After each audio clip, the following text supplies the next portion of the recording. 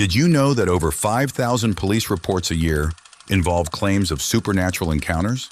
In a world where evidence and facts rule, what happens when officers are faced with something they can't explain?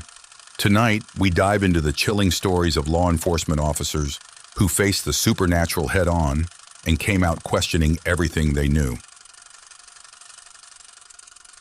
Story 1. The Phantom Hitchhiker of Route 29. Police officers pride themselves on their ability to handle any situation. From high-speed chases to tense standoffs, they are trained to expect the unexpected. But when it comes to the supernatural, skepticism runs deep in the law enforcement community. After all, how can you arrest a ghost? For years, Route 29 has been notorious for its strange occurrences. There have been countless reports of car accidents involving a mysterious figure, a young woman in white. She appears in the middle of the road, causing drivers to swerve, only to disappear when approached. Many dismiss these stories as urban legends or optical illusions. But for the police officers who patrol the area, the encounters are all too real.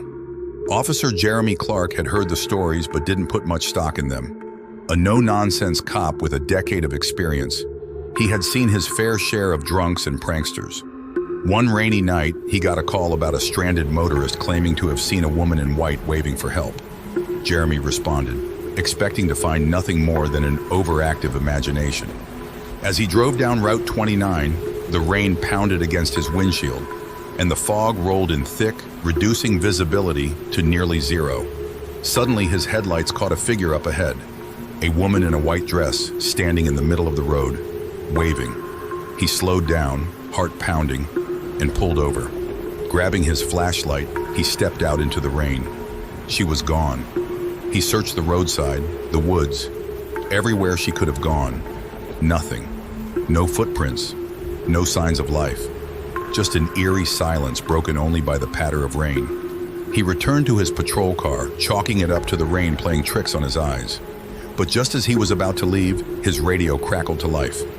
"Unit 23, this is Unit 14, I see her too," a fellow officer reported, his voice shaky. "The woman in white, she's standing right in front of my car, just staring." Jeremy's heart raced. He wasn't alone in this. He quickly drove to the location of Unit 14. When he arrived, he saw his fellow officer, pale and sweating, sitting in his car. The woman was nowhere to be seen. As the two officers exchanged stories, something chilling happened. A loud thud echoed from the trunk of Jeremy's patrol car. He drew his weapon, signaling his partner to stay back. Slowly, he opened the trunk. Inside was the woman in white, her eyes wide open, staring straight at him. Before he could react, she let out a blood-curdling scream that pierced the night air. And then, she vanished into thin air. Jeremy and his partner searched the trunk and the surrounding area, but found no trace of her. Confused and terrified, they decided to return to the station. When they reviewed the dashcam footage, what they saw left them speechless. On the footage, the woman in white stood by the road, but as Jeremy approached, she walked right up to his car. She wasn't waving for help, she was reaching for him. The camera caught her face pressed against his window, eyes hollow and mouth open in a silent scream. She was never in the trunk at all. She was trying to get in. From that night on, both officers refused to patrol Route 29 alone. The ghostly figure still appears, but now Jeremy knows she isn't looking for help. She's looking for a way back. Story 2. The Haunting of the Old Precinct. Police work is about facts, evidence that can be measured, observed, and logged. Ghosts don't fit into that framework. Still, there are places where the lines between reality and the paranormal blur, and even the most hardened officers find themselves questioning everything they thought they knew. The Old Precinct on 14th Avenue was one of those places. Built in the early 1900s, it had seen its share of crimes, riots, and tragedies. The building was slated for demolition, but before it could be torn down, officers still had to clear out the last remnants of its history. Strange occurrences had been reported for years. Lights flickering, whispers in empty rooms, and doors slamming shut. Most officers dismissed it as an old building settling, but some believed something far more sinister was at play. Officer Maria Hernandez, a no-nonsense cop with a reputation for being skeptical of anything paranormal, volunteered for the last rounds in the building. She didn't believe in ghosts, and she was determined to prove that there was a logical explanation for the supposed haunting. She started her patrol at 11 p.m., flashlight in hand, with only the sound of her boots echoing through the empty halls. As she moved deeper into the precinct, the air grew colder. She brushed it off as poor insulation. But then she heard it, a low whispering, almost like someone muttering just out of earshot. She followed the sound to the holding cells. She shined her light down the row of cells, and there it was, a shadowy figure standing at the end. She called out, thinking it was a transient or a prankster. The figure didn't move. She approached slowly, but when she reached the cell, it was empty. She checked every cell, but there was no one there. As she turned to leave, she heard footsteps behind her, slow and deliberate. She spun around, her flashlight beam cutting through the darkness. But there was nothing, just an empty hallway. Then the whispers began again, this time louder, almost angry. Suddenly, every cell door in the row began to rattle violently, as if something inside was trying desperately to get out. Maria's heart pounded in her chest as the temperature dropped even further. She tried to radio for backup, but all she got was static. She could feel a presence behind her, a cold breath on her neck. She turned around, and there it was, a face inches from hers, pale and twisted in a silent scream. Terrified, she ran toward the exit. As she did, the lights flickered, and she saw them, shadowy figures standing in the doorways, watching her. She burst through the front doors and didn't stop running until she was outside in the cold night air. When she finally caught her breath, she heard something that made her blood run cold. From the darkness of the precinct, a child's voice called out, "Help us, please." The next day, Maria returned to the precinct with a team to check the security footage, hoping to find a logical explanation. But what they saw left them speechless. As Maria walked down the hall, the cameras caught shadowy figures emerging from the walls, following her, whispering to her. And then in one frame, there was a clear shot of a little girl's face pressed against the glass of the holding cell, mouthing the words, "Help us." The precinct was shut down for good after that. No one knows who the little girl was. But one thing is certain, the old precinct wasn't just haunted. It was a prison for something far darker. And those trapped inside weren't just ghosts. They were victims, crying out for justice. Story 3. The Night Shift Poltergeist.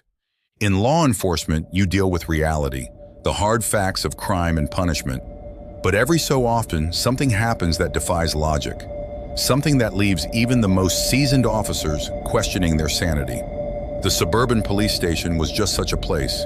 For years, officers on the night shift at this suburban station reported strange occurrences, missing items, slamming doors, and a general sense of unease. At first, these incidents were dismissed as pranks or the quirks of an aging building. But when the disturbances became more frequent and more violent, the station developed a reputation as being haunted. The officers didn't speak of it openly. Fear of ridicule kept their lips sealed. But everyone knew something was wrong. Officer Tom Jacobs was the kind of cop who didn't scare easily. A former Marine with years of experience on the force, he was used to high-pressure situations. So when he heard stories of the so-called poltergeist haunting the station, he laughed them off. That is, until he encountered it himself. One night while working the late shift, Tom noticed his radio crackling with static, even though there were no incoming calls. He adjusted the knob, but it didn't help. Then, out of nowhere, the station's overhead lights flickered and went out, plunging him into darkness. His breath was visible in the suddenly freezing air. Reaching for his flashlight, Tom heard a strange, rhythmic tapping sound coming from down the hallway. He cautiously followed the noise, his instincts on high alert. As he reached the evidence room, the tapping stopped.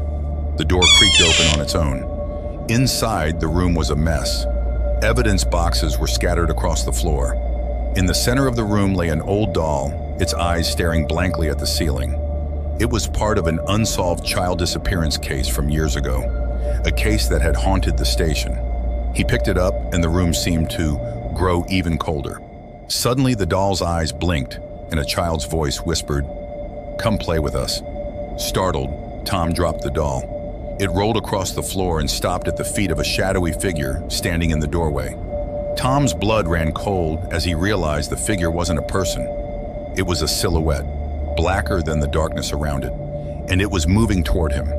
He drew his weapon, his hands trembling, but the shadow continued forward, undeterred. In a panic, he fired a shot, but the bullet passed through the figure, striking the wall behind it. The shadow then split into 2, then 3, then 4, each one laughing in a child's voice that grew more distorted and menacing. The laughter echoed through the station, growing louder and louder. Tom fled the room, but the poltergeist was not done with him. Doors slammed shut behind him, objects flew off desks, and his flashlight flickered and died. Then he heard it, the sound of tiny footsteps running down the hallway toward him, fast and frantic. He turned around to see a swarm of shadowy children rushing at him, their faces twisted in ghoulish grins. He ran for the front door, but as he reached it, he felt a hand grab his ankle. He fell hard, his head slamming into the floor. His vision blurred as the shadows closed in around him. Tom woke up the next morning on the floor of the station, surrounded by his fellow officers. They looked down at him, concerned.